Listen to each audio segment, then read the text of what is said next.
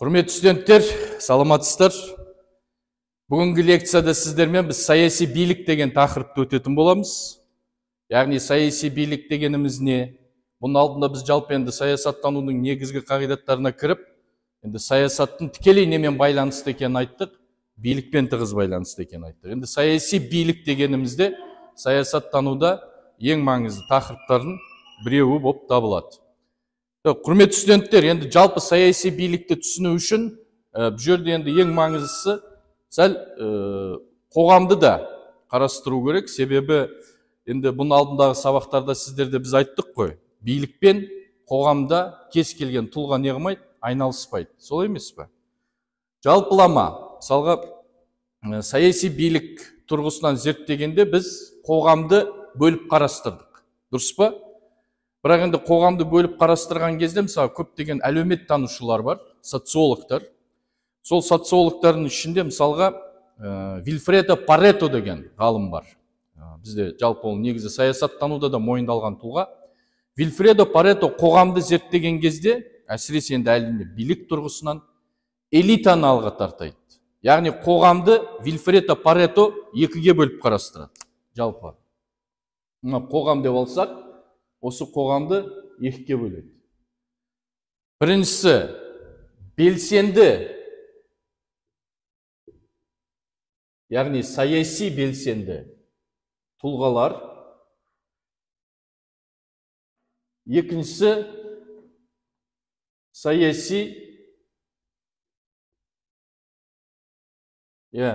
пассивті тұлғалар. Яғни саяси билікті жалпы сөз қозғаған кезде бұл жерде ғалымдар көбінесе қоғам ішінде кімдерді алға тартады? Саяси белсенді тұлғаларды алға тартады. Саяси белсенді тұлғаларды негізі Вильфредо Парето элита деп айтады.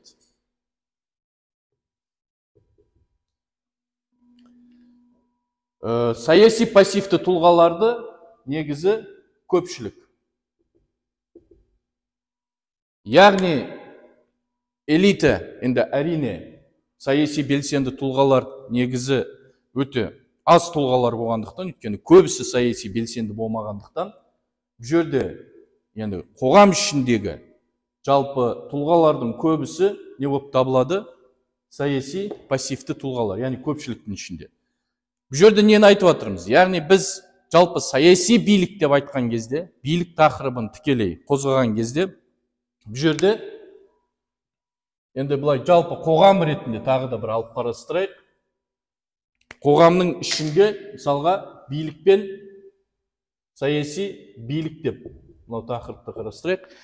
Енді қоғамда біз жаңағыны айттық қой, қоғам ішінде жалпылама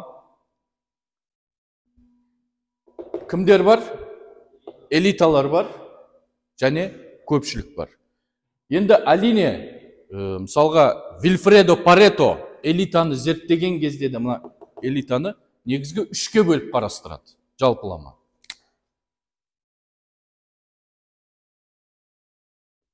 Элита,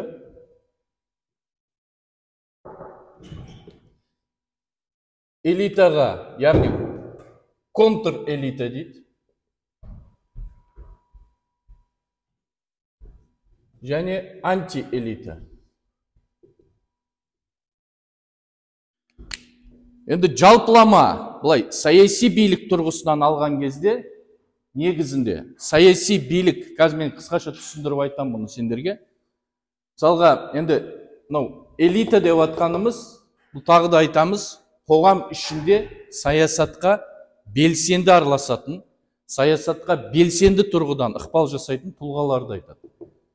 Мен бұның алдындағы сабақта сендерге түсіндіріп айттым ғой, естерінде ма? Біз жалпы қоғамды бөлген кезде біз қаншаға бөліп қарастырған едік? Үшке бөлдік. Солай емес пе? Не дедік? Біріншісі билік басында отырғандар дедік. Екіншісі элита дедік. Енді үшіншісі жалпылама қоғам. Бұл жерде мысалға Вильфредо Паретоның элита деп атқаны ол кімдер? Билікте отырған тұлғаларды ол, енді билікте отырған тұлғалар деп айтпайды, ол не дейді? Элита дейді. Контр элита дегенimiz ол біздің мияқтағы кімдер? Элиталар. Яғни контр дегенimiz қарсы деген сөз. Элитаға қарсы тұлғалар. Яғни қоғам ішінде ондай тұлғалар бар. Бұл жерде мынаны да айта кетейік. Негізі мынау элиталар мен контр элиталар, екі топ. Бұлар Вильфредо Парето, ол үлкен ғалым негізі. Көбінесе зерттеген ғалым.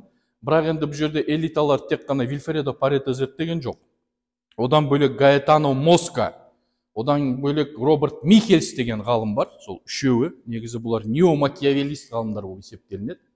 Енді жалпы сол үшеуінде бұлай пікірлерін алып қарайтын болсаңыздар, негізі контр элитаға және элиталық тұлғалар, яғни мынау билік басында отырғандар мен элиталар, бұлар негізінде басқару қабілетіне ие тұлғалар.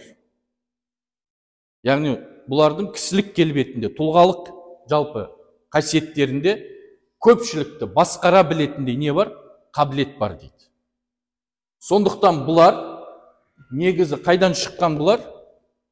Көпшіліктің ішінен шығады дейді. Яғни жалпы саяси билікті түсіндірмей тұрып, бірінші элитаны түсіндіріп атқан себебі бұл саяси билікке қызығушылық, саяси билікті бақылауда ұстайтын, саяси билікке ықпал жасайтын. Біз көбінесе қай тұлғаларды айтамыз? Элита мен Вильфредо Паретоның және контр элита. Яғни Вильфредо Парето бүйтіп айтады. Кез келген тұлға ненің ішінде туады дейді? Көпшіліктің ішінде туады дейді. Бірақ көпшіліктің ішінде туған кейбір тұлғалар, мысалға, өзі туа біткен бір қабілеті болады дейді. Қандай қабілет? Мысалға, билік құмарлық. Мысалға, мен әрдайым лидер болайын, мен алдыңғы қатарға шығайын, мен бірінші болайын деген кейбір тұлғалар болады дейді. Ол тұлғалар өздігінен енді уақыт өте өсет, өнет, не қылады? Автоматты түрде көпшіліктен шығады дейді. Көпшілікте мынау элитаны ол екіге бөліп қарастырады дедік қой. Дұрыс па?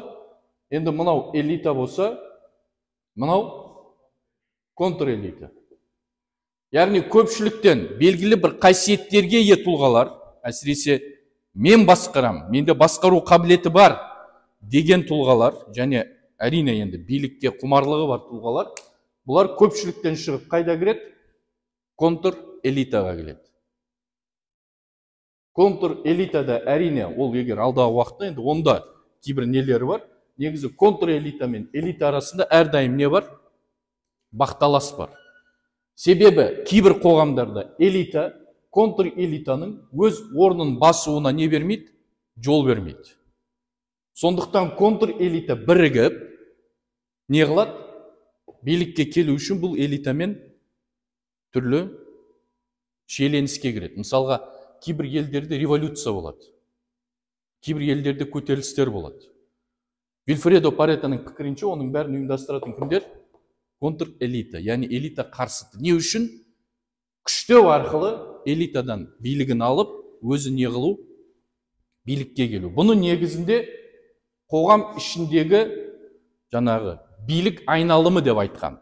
Енді бұл жерге біз кіріп атқан себебіміз жалпы, мысалға саяси билік тұрғысынан, саяси билікке ықпал етуші тұлғалар, біз әсіресе саясаттану тікелей билікпен қатысты болғандықтан деп айттық. Демек, билікке қоғам өмірінде тікелей қатысатын кімдер? Элита және контр элита. Саяси билікті қазір түсіндірген кезде сендердің ойларына кім келу керек? Элита мен контр элита. Бұдан бөлек әрине анти-элита деген де бар қоғам ішінде. Вильфредо Парето.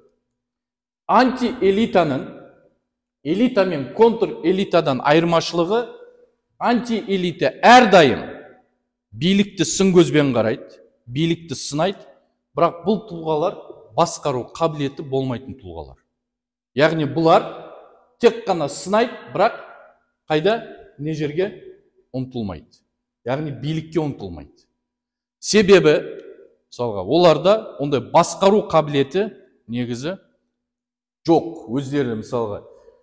Егер мысалы анти-элитаның басым көпшілігіне, енді мақұл сіздер өздеріңіз сын айтасыздар, қайта-қайта сынайсыздар билікті ал, өздеріңіз келіп отыр, басқарыңыздар, көріңіздерші деп айтсаңыздар, олар қашқалақтайтын тұлғалар. Бірақ олар не қылады? Білімі бар, өте жақсы білімі бар. Саяси процесті, саяси билікті меңгерген, түрлі мысалға сыни пікірлер айтады, бірақ олар билікке келмейді. Сондықтан енді антиэлита көбінесе билікті сынағандықтан, яғни билік бізде кім? Элитаны. Контр-элита көбінесе билікке келу үшін кімді пайдаланады? Антиэлитаның мүмкіншіліктерін пайдаланады. Антиэлитаның мүмкіншіліктерін пайдалану арқылы контр-элитамен мынау көбінесе билік, Вильфредо Паретоның пікірінше билік кім арасында ауысып тұрады? Элита мен контр-элита арасында ауысып тұрады. Сондықтан біздің саяси билік тақырыбымыз тікелей кімдермен байланысты? Элита, контр-элита. Ал саяси билікті сынайтын тұлғалар кім? Антиэлита. Вильфредо Парето негізі мынау көпшілікті, қоғамның басым көпшілігін саясатқа мүлдем араластырмайды. Неге? Өйткені оның пікірінше бұлар саяси пассивті тұлғалар. Яғни бұлар саясатпен мүлдем ісі жоқ, саясатқа өте қызығушылығы жоқ. Саясатқа кіріңіз, белсенді болыңыз десеңде кіруге белсенділік танытпайтын тұлғалар. Сондықтан қоғам ішіндегі билік тақырыбы, ықпал тақырыбы көбінесе элита мен контр-элита арасында жүзеге асады деп отыр. Енді біз бұл жерде қазір саяси билік тақырыбын қарастырып жатырмыз. Саяси билік дегеніміз, ол тағы да айтам, қоғам ішінде белгілі бір ықпалға ие және мемлекеттік билікке жетуге ықпал етуші белгілі бір субъектілер бар. Субъект. Субъект не екен білесіңдер ғой, Мысалға, субъект дегеніміз енді тұлға болуы мүмкін, индивид болуы мүмкін. Бірақ бұл жердегі субъектілеріміз біздер қоғамда, жалпы бұл жерден де қоғам деп атқанымыз, жалпы барлық қоғамда аламыз. Яғни қоғамның барлық саласына, қоғамның барлық өміріне ықпал етуші. Мысалға, қараңдар, экономикалық жүйеде бар қоғам ішінде. Мысалға, экономикалық билікте бар, нарықтық байланыстар. Бірақ саяси билік негізі қоғам өмірінде басқа да билік түрлерінен жоғары тұрады. Неге?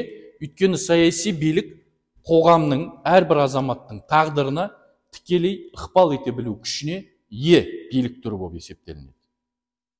Сондықтан бұл жерде енді субъект тұрғысына алып қарайтын болсақ, демек мынау саяси билік не? Қоғам өміріндегі тағдырын тікелей шешетін ең маңызғы негізі, бұны саяси жүйе деп те айтсақ болады, жалпылама. Енді саяси билік. Саяси билікте ең негізгі субъект, бірінші субъект, яғни саяси билікті атқарушы саяси билік. Ол кім? Мемлекет, бірінші субъект. Одан бөлек, біз жаңағыны айттық қой, қоғам өмірінде бұл мемлекет дегенімізді сразу былай айта кетейік. Негізі мемлекет мынау қоғамды немен басқарады? Үш билік тармағымен басқарады. Заң шығарушы, атқарушы және кім? Сот билігі.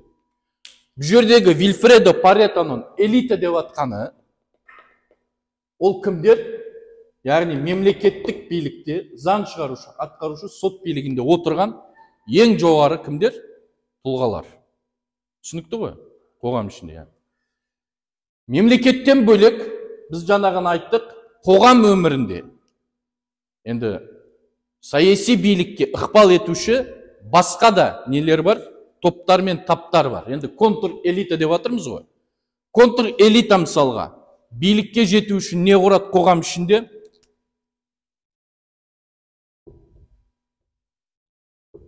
Саяси партияларды құрады. Демек, мемлекеттен бөлек саяси партияларда саяси биліктің несі болып есептелінеді? Ең маңызды субъектісі болып есептелінеді. Мысалға, делік бір контр-элита партия құрды. Ол партия күшейді. Негізі партиялар қоғамның да антиэлитаның қолдауын ала отырып, енді Вильфредо Паретоның көзқарасымен қарап отырмыз. Олар қайда ұмтылады? Қай мемлекеттік билікке ұмтылады? Заң шығарушыға ұмтылады. Заң шығарушы ол не? Ол парламент. Парламент арқылы атқарушы билікке не қыла алады? Ықпал жасай алады. Яғни қоғамды басқарып отқан осы билік тармақтар емес пе? Яғни көрдіңдер ме? Қысқа сөзбен айтқанда, саяси партия егер ықпалды күшті болатын болса қоғам өмірінде, және қоғамның көпшілігін өз-өзіне қарататындай бір күшке ие болатын болса, олар не қылуы мүмкін? Тікелей заң шығарушы органға келуі мүмкін. Яғни бұл жерде мысалға саяси билікте ең күшті, ең ықпалды субъект кім болып табылады? Мемлекет болып табылады. Яғни негізінде мемлекеттік билік саяси биліктің бір бөлшегі болып есептелінеді, бір бөлігі. Бірақ бұл өте күшті бөлік. Қоғам өмірінде ықпал етуші ең негізгі бөлік болып табылады. Бұдан бөлек саяси партиялардан бөлек қоғам өмірінде мысалы көптеген саяси қозғалыстар бар, саяси ұйымдар бар, үкіметтік емес ұйымдар бар. Олар саяси партиялар ретінде бәлкім тікелей билікке ұмтылмайтын шығар. Олардың көбісінде мысалға Вильфредо Паретоның айтқандай антиэлита, яғни олардың ішінде сыни көзбен қарайтын, бір жағынан мысалға билік құрылымын сынайтын кейбір қозғалыстар құрылуы мүмкін. Бірақ олар билікке ұмтылмайды. Бірақ олар не қылады? Билікке ұмтылған тұлғаларға, одан бөлек билікте отырғандарға не қыла алады? Ықпал жасай біледі. Біз оларды түрлі қоғамдық бірлестіктер деп айтайық. Бұның ішінде үкіметтік емес ұйымдар да бар. Оларда не болып есептелінеді? Саяси биліктің ең маңызды субъектілерін біреуі болып есептелінеді. Бұдан бөлек қоғам өмірінде мысалға қаржы тұрғысынан, капитал тұрғыдан не бар? Ықпалды бай тұлғалар бар. Солай емес пе? Олар бәлкім тікелей билікке ұмтылмауы мүмкін, бірақ олар билікке ұмтылушы саяси партияларды немесе билікке ұмтылушы кейбір тұлғаларды не қылуы мүмкін? Қаржыландыруы мүмкін. Қаржыландыру арқылы не қыла алады олар? Сол тұлғалардың билікке келіп, олар енді әрине билікке келгеннен кейін белгілі бір тұлға қаржыланғаннан не істейді олар? Өздерінің мүдделерін ойлағанмен қатар, өздерін қаржыландырған топтардың да мүдделерін ойлап не қылады? Саясатқа араласады. Демек, олар тікелей болмаса да, бірақ жанама жол арқылы не қыла алады? Саяси билікке тікелей ықпал ете алады. Демек, яғни біз оны мүдделі топтар дейміз. Енді қаржылық мүдделі топтарда не болып есептелінеді? Саяси биліктің негізі ең маңызды субъектілері болып есептелінеді. Бірақ бұл субъектілердің ішінде ең ықпалды күшке ие субъект кім? Ол мемлекет. Мемлекет болып табылады. Енді кейбір елдерде мемлекеттің күші соншалықты мықты, негізі дүниесіндегі барлық мемлекеттерде негізінде саяси билік белгілі бір мөлшерде мемлекеттің несінде? Бақылауында. Себебі қоғам ішінде тұрақтылықты, қоғам ішінде әрине тыныштықты сақтау үшін мемлекет не қылады? Бұл құрылымдарды белгілі бір мөлшерде бақылауда ұстайды. Өйткені бақылауда ұстамаса, қаржы топтары білген істеп кетуі мүмкін. Бақылауда ұстамаса, саяси партиялар бір-бірімен қақтығысып, шиеленісіп, саяси тұрақсыздыққа жол ашуы мүмкін. Бақыламаса, түрлі қоғамдық бірлестіктер сыртқы елдермен байланысқа шығып, елдің мүддесіне қайшы кейбір амал әрекеттерге баруы мүмкін. Сондықтан мемлекет қоғам ішінде, қоғамның да мүддесін ескере отырып, не қыла алады? Бұларды негізінде барлық мемлекеттерде солай белгілі бір мөлшерде бақылауда ұстайды. Бірақ бақылауда ұстаудың екі жолы бар. Кейбір елдерде бұлар тоталды түрде, тотальный, яғни толық бақылауда ұсталынуы мүмкін, ал кейбір елдерде бұларға белгілі бір мөлшерде не берілуі мүмкін? Бостандық. Егер кейбір мемлекеттерде бұл құрылымдар, яғни саяси биліктің негізгі субъектілері тотальды түрде, яғни толық бақылауда ұсталынған жағдайда, біз ондай мемлекетті не деп айтамыз?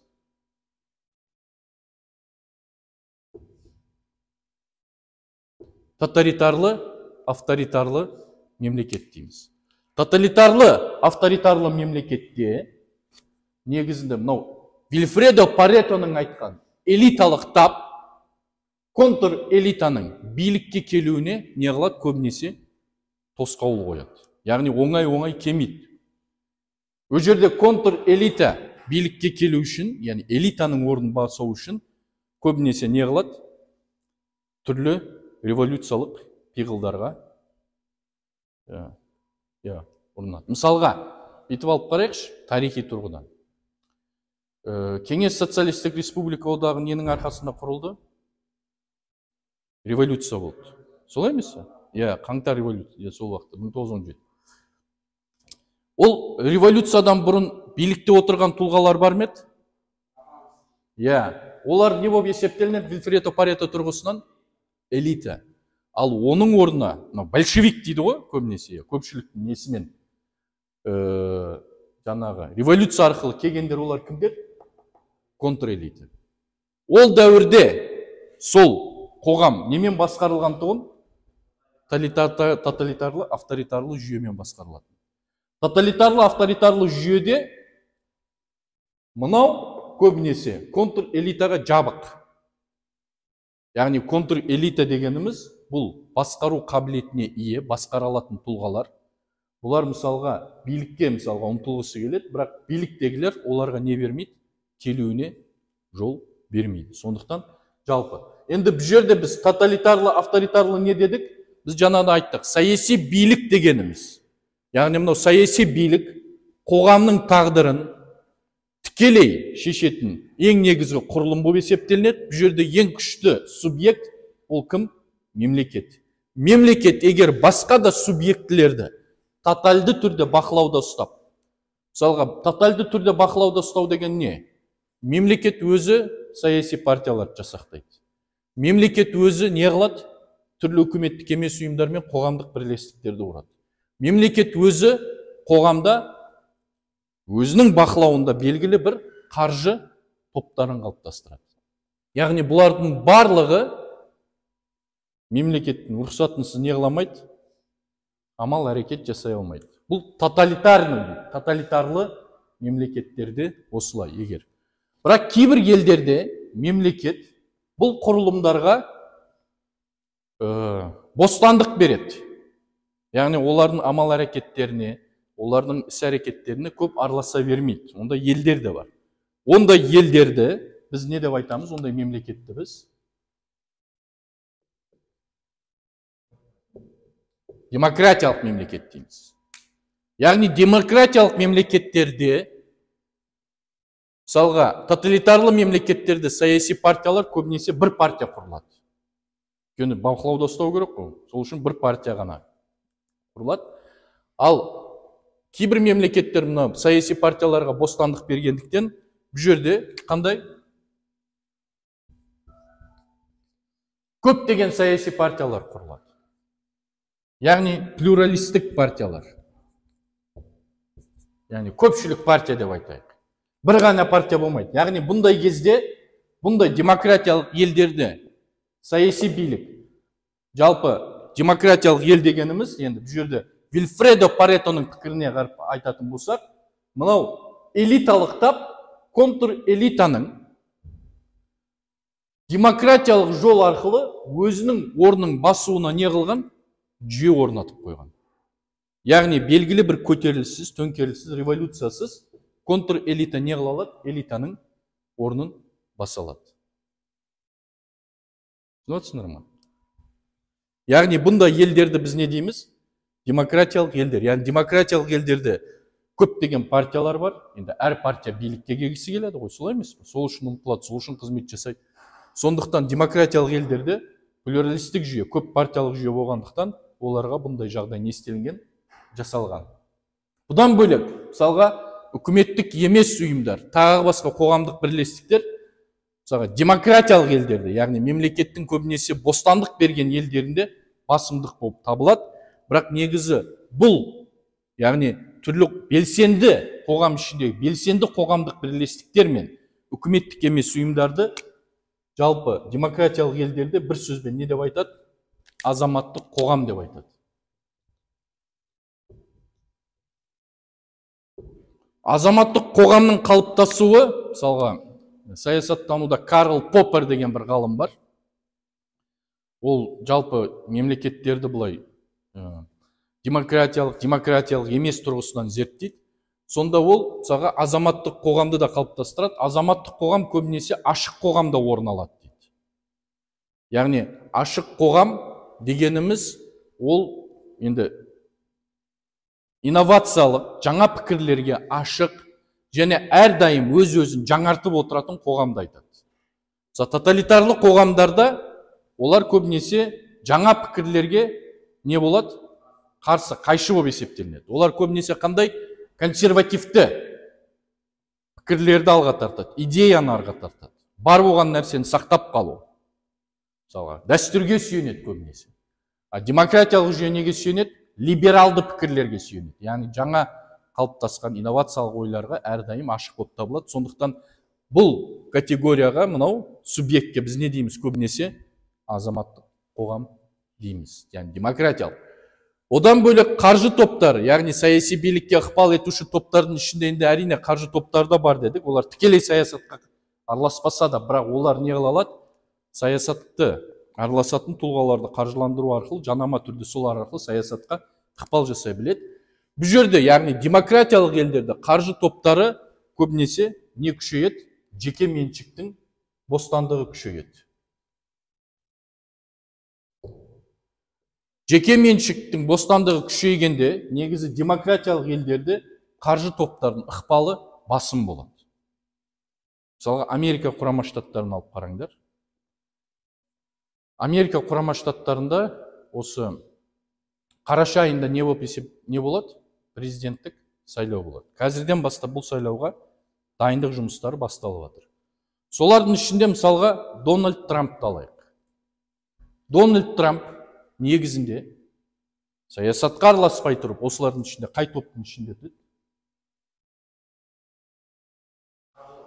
Қаржы тобы, солай емес пе? Үлкен бизнесмен ғой ол. Көрдіңдер ме? Қаржы топтарынан. Яғни қаржы тобымен ол не қылады? Жалпылама қазіргі таңда тікелей билікке ұмтылушы ең негізгі тұлғалардың біреуі. Яғни Америка Құрама Штаттары енді өзі капиталистік жүйеге сүйенген, либералдық демократиялық ел болғандықтан, оларда не басым? Жеке меншік. Мысалға, Трамп сияқты тұлғалар Америкада басым бар, ондай өте байлар. Олардың бай болуына не себепкер болған?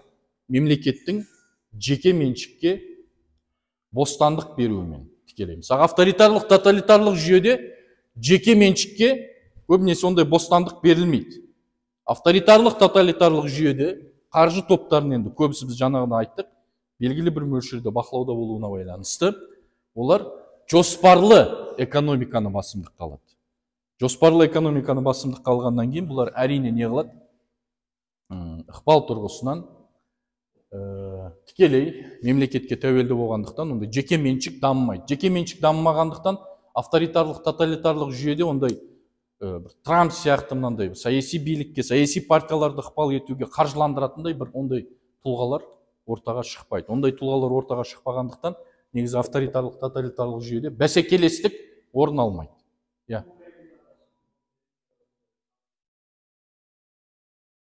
Әрине, енді бұл жерде біз жаңағыны айтып өттік қой. Контр-элита негізі Вильфредо Паретоның пікірінше, ол ғалым өте маңызды ғалымдардың біреуі, элитаны зерттеген, ол басқару қабілетіне ие тұлғалар деп айтады. Басқару қабілетіне ие дегеніміз ол жан-жақтан бар жағынан алсаңдар болады. Білім жағынан, қаржы жағынан. Яғни контр-элита элитаның орнына келсе, мынау элитаның басқару жүйесі артық болмаса кем болмайды. Түсініп отырсыңдар ма? Сондықтан мысалы Вильфредо Парето айтады, негізінде қоғамды басқарушы топ осы екі топ дейді. Антиэлитада ондай қабілет жоқ дейді.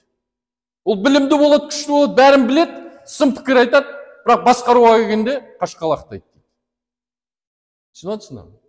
Ал көпшілік ол енді күндік өмірмен сүріп жатқан адамдар. Ол мысалға көбінесе билік құрылымын зерттегенде көпшілікті мүлдем не қылмайды? Қарастырмайды. Себебі олар дейді, не дейді? Оларды не деп айтады ол? саяси пассивті тұлғалар дейді. Яғни саясатпен араласпайды, саясатқа қызығушылық танытпайды. Іште билікке ұмтылан деген ұмтылысы жоқ.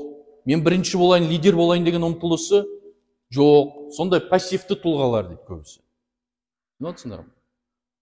Сол үшін мысалға енді бәріміз ол айтады, енді бұны мен айтып жатқан жоқпын, бұны Вильфредо Парето айтып жатыр. Вильфредо Парето бұны да ойдан айтып жатқан жоқ, ол қоғамды зерттеген ғой. Зерттеудің нәтижесінде осындай бір қорытындыға келіп түседі. Мысалға Вильфредо Парето, Гаэтано Моска, Роберт Михельс элитология дейді ғой, элита туралы ғылымды зерттеген тұлғалар. Бұлар үшеуі негізі Вальрас Лион деген бір ғалым болатын. Швейцарский ғалым.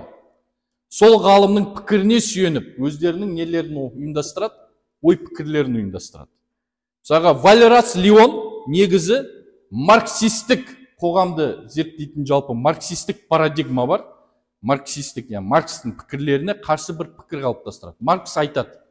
Енді Карл Марксті естулерім бар ғой, Карл Маркс Капитал деген еңбекті жазған. Карл Маркс айтады, қоғамның дамуы көбінесе, қоғамды біз, ол Маркс өзі екіге бөліп қарастырады, не дейді, қаржы жағынан өте ықпалды тұлғалар бар дейді, бай таптар, екіншісі қаржы жағынан төмен таптар бар дейді. Бұл таптар арасында әрдайым не бар дейді, күрес бар дейді. Сол күрестің нәтижесінде бұлар не қылады, қоғам өздігінен қадам-қадам дамиды дейді. Ал мысалға Вальрас Лион оған қарсы шығады. Вальрас Лионның пікірінше бір қоғам даму үшін не болу керек дейді? Тепе-теңдік, тұрақтылық болу керек дейді. Қалай қоғамның ішінде әрдайым осындай күрес болып, олар экономикалық тұрғыдан, жалпы қаржы тұрғысынан қалай дами алады? Даму үшін не керек дейді? Тұрақтылық қажет дейді. Өсіп, өну қажет дейді. Яғни өсіп, өну. Негізі Вальрас сондай бір пікірді қалыптастырады. Сондықтан Вальрастың пікірін негізге ала отырып, жаңағы Вильфредо Парето, Гаэтано Моска, Роберт Михельс айтады, қоғамның ішінде негізінде қоғамның өзі де тұрақтылықты әрдайым қалап отырады дейді. Қоғам әрдайым күрестің ішінде өмір сүрсе, ол қоғам енді өмір сүруі қиындайды дейді. Сондықтан қоғам белгілі бір мөлшерде көбінесе тұрақтылықты, тепе-теңдікті негізге алады дейді. Тепе-теңдікті негізге алғаннан кейін қоғам өмірінде міндетті түрде не болады дейді? Басқарушы тап болады дейді, басқарылатын тап болады дейді. Яғни мыналар көпшілік, онсыз да уже басқарушы тапқа не қып қойған? Уже бас иіп қойған дейді. Бас июдің нәтижесінде ол жерде не бар? Негізінде белгілі бір тепе-теңдік қалыптасқан дейді. Сол тепе-теңдіктің нәтижесінде не болады дейді? Қоғам жайлап өсіп, өніп, дами бастайды. Енді негіз сондай бір пікірлерді айтады, ол пікірлерді түсіну үшін сәл саясатты тереңдеп оқу керек те олардың пікірлерін. Енді бұл жерде барлық пікірлерін бір уақытта айтып түсіндіру мүмкін емес, жалпылама. Бірақ негізінде мысалға бір қоғамның дамуы, экономикалық өсуі, дамуы неге тығыз байланысты? Тұрақтылыққа. Солай емес пе? Шиеленіс болған жерде бір экономикалық даму бола ма? Болмайды. Сондықтан мысалға Вальрас Лионның пікірін негізге алған Вильфредо Парето, Гаэтано Моска, Роберт Михельс сияқты ғалымдар қоғам ішінде, әсіресе билік тұрғысынан тек қана аз ғана жаңағы тұлғалардың, белгілі бір ғана тұлғалардың не қылады? Саяси билік тұрғысынан қарастырғанда, бұл жерде енді айтайын деп жатқанымыз, демек элита мен контр-элита бұлар саяси билікті неге таласады? Мемлекеттік билікке таласады. Түсінікті ғой? Мысалға контр-элита саяси партиялар құрып, не қылуы мүмкін? Мемлекеттік билікке ұмтылуға тырысуы мүмкін. Контр-элита әрине қаржы топтарды әрине пайдаланып, не қылуы мүмкін? Билікке ұмтылуы мүмкін. Яғни бұл жерде осындай бір жалпылама, бір осындай негізі билік түрін, енді осындай жүйені біз не дейміз? Саяси жүйе дейміз. Саяси мынау билікке байланысты сұрақтарым бар ма? Яғни мемлекеттік билік саяси биліктің несі болып есептелінеді? Бір бөлігі болып есептелінеді.